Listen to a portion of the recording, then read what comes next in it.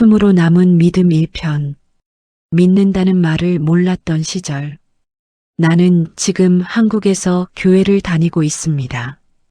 처음에는 이렇게 큰 소리로 찬송을 부르는 게 겁이 났습니다. 왜냐면 어릴 적 기억이 먼저 떠올랐거든요. 나는 믿는다는 말을 해본 적이 없습니다. 그게 뭔지도 몰랐고 그런 말을 하면 안 된다는 것만 알고 있었지요. 우리가 사는 동네는 지도에도 안 나오는 곳이었습니다. 이름이야 있었겠지만 사람들은 그냥 여기라고 불렀지요. 다들 비슷하게 살았고 비슷하게 조심하면서 살았습니다. 밤이 되면 먼저 소리가 사라졌습니다. 라디오도 말소리도. 불은 일찍 꺼졌고 창문은 꼭 2번씩 확인했지요.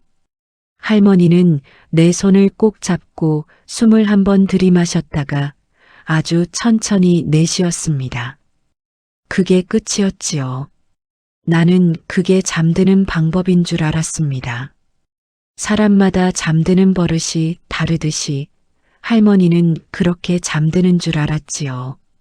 학교에서는 배워야 할 말이 정해져 있었습니다.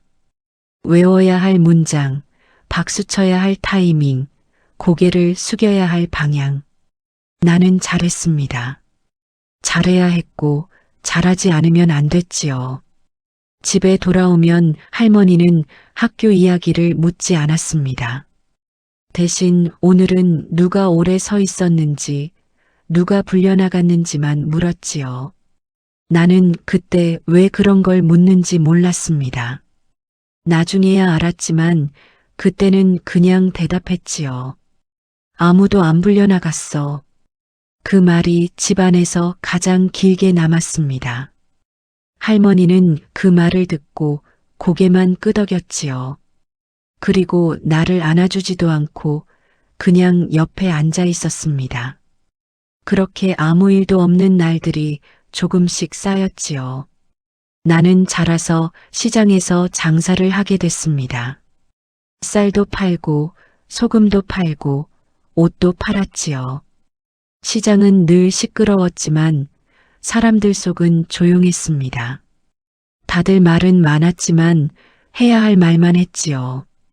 겁나는 순간이 오면 나는 나도 모르게 속으로 짧게 말했습니다.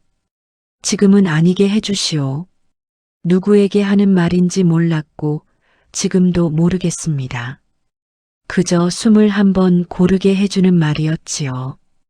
그게 내가 믿는다는 말을 몰랐던 시절이었습니다. 숨으로 남은 믿음 2편 들키면 안 되는 순간들. 그날도 특별한 날은 아니었습니다. 아침에 일어나 물을 데우고 가방을 챙기고 시장으로 나갔지요. 사람이 많을수록 안전하다고 생각했습니다. 혼자 있는 게 제일 위험했지요. 점심쯤 보이부 사람이 다가왔습니다. 멀리서도 걸음걸이로 알 수 있었지요. 가까워질수록 내 손은 말을 안 들었습니다. 돈을 세다가 자꾸 흘렸지요. 가방 좀 봅시다. 그 말은 소리가 크지도 않았고 위협적이지도 않았습니다. 그래서 더 무서웠지요. 가방을 열었을 때 나는 이미 알고 있었습니다. 안에는 종이 1장, 찢어진 종이, 글자 몇 줄. 언제 넣었는지도 왜 아직 가지고 있었는지도 기억이 안 났습니다. 그냥 있었습니다. 나는 속으로 짧게 말했습니다. 지금은 아니게 해주시오.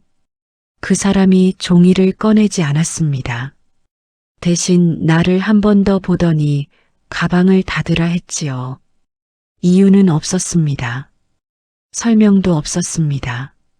집에 돌아와도 기쁘지 않았고 안도하지도 않았습니다. 그저 몸이 계속 떨렸지요. 그날 밤 잠을 못 잤습니다. 할머니가 하던 대로 창문을 몇 번이나 확인했습니다. 불을 끄고 혼자 숨을 고르다 그제야 울었습니다. 왜 울었는지도 잘 모르겠습니다.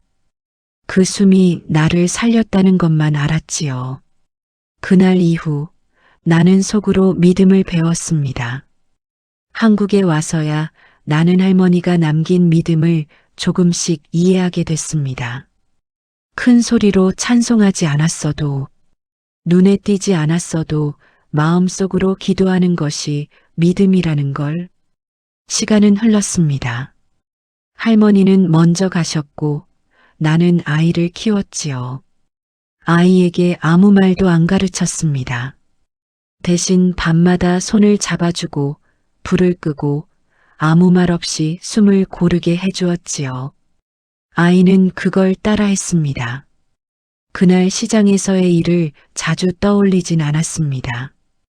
다만 혼자 숨을 고르는 시간이 점점 길어졌지요. 그게 내가 할 수 있는 전부였습니다. 할머니가 떠나시기 전 했던 말이 떠올랐습니다. 조용히 믿는 것도 믿음이다. 누군가에게 보이지 않아도 살아있다는 것 자체가 기도야. 이름은 끝내 몰랐지요. 하지만 그날 이후로 나는 혼자라고 느끼지 않았습니다. 그 숨이 다음으로 전해졌으면 했습니다. 그것이 내가 깨달은 믿음이었습니다. 또 특별한 날은 아니었습니다. 아침에 일어나 물을 데우고 가방을 챙기고 시장으로 나갔지요. 사람이 많을수록 안전하다고 생각했습니다. 혼자 있는 게 제일 위험했지요. 점심쯤 보이부 사람이 다가왔습니다. 멀리서도 걸음걸이로 알 수 있었지요. 가까워질수록 내 손은 말을 안 들었습니다. 돈을 세다가 자꾸 흘렸지요. 가방 좀 봅시다. 그 말은 소리가 크지도 않았고 위협적이지도 않았습니다. 그래서 더 무서웠지요. 가방을 열었을 때 나는 이미 알고 있었습니다. 안에는 종이 한 장, 찢어진 종이, 글자 몇 줄, 언제 넣었는지도 왜 아직 가지고 있었는지도 기억이 안 났습니다. 그냥 있었습니다. 나는 속으로 짧게 말했습니다. 지금은 아니게 해주시오. 그 사람이 종이를 꺼내지 않았습니다. 대신 나를 한 번 더 보더니 가방을 닫으라 했지요. 이유는 없었습니다. 설명도 없었습니다. 집에 돌아와도 기쁘지 않았고 안도하지도 않았습니다. 그저 몸이 계속 떨렸지요. 그날 밤 잠을 못 잤습니다. 할머니가 하던 대로 창문을 몇 번이나 확인했습니다. 불을 끄고 혼자 숨을 고르다 그제야 울었습니다. 왜 울었는지도 잘 모르겠습니다. 그 숨이 나를 살렸다는 것만 알았지요. 그날 이후 나는 속으로 믿음을 배웠습니다. 한국에 와서야 나는 할머니가 남긴 믿음을 조금씩 이해하게 됐습니다. 큰 소리로 찬송하지 않았어도, 눈에 띄지 않았어도 마음속으로 기도하는 것이 믿음이라는 걸. 시간은 흘렀습니다. 할머니는 먼저 가셨고 나는 아이를 키웠지요. 아이에게 아무 말도 안 가르쳤습니다. 대신 밤마다 손을 잡아주고 불을 끄고 아무 말 없이 숨을 고르게 해주었지요. 아이는 그걸 따라했습니다. 그날 시장에서의 일을 자주 떠올리진 않았습니다. 다만 혼자 숨을 고르는 시간이 점점 길어졌지요. 그게 내가 할 수 있는 전부였습니다. 할머니가 떠나시기 전 했던 말이 떠올랐습니다. 조용히 믿는 것도 믿음이다. 누군가에게 보이지 않아도 살아있다는 것 자체가 기도야.